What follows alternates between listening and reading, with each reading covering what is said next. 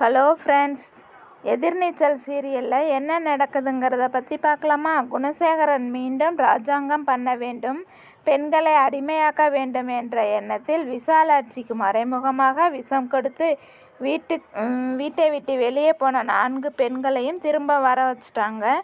அந்த மருமகள்கள் பழைய மாதிரி அடுப்பங்கரையில் வேலை பார்த்து அடிமையாக இருக்க வேண்டும் என்பதற்காக குணசேகரன் பக்காவாக காய் நகர்த்தி வருகிறாங்க.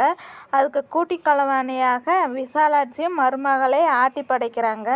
அந்த வகையில் வீட்டிற்கு கரிகாலன் மூலம் விருந்தாளியை வர வச்சு அவர்களுக்கு சமைத்து போடவும், எச்சில் இலையை எடுக்கவும், வீட்டு வேலைக்காரியாகவும், அத்துடன் துணியை துவைத்து கொடுக்கவும் வேலைகளை தொடர்ந்து கொடுத்துட்டு வர்றாங்க. அவர்கள் வேறு எந்த விதத்திலும் முன்னேறக்கூடாது என்பதற்காக குணசேகரன் பிளான் பண்ணிட்டாங்க.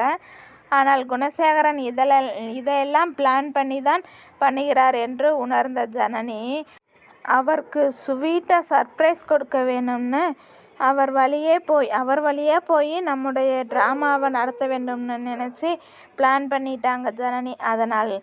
அதனால் தான் குணசேகரன் செய்யும் தில்லாலங்கடி வேலையை மறைமுகமாக ஜனனி மொபைல் மூலம் வீடியோ எடுத்து விட்டாங்க.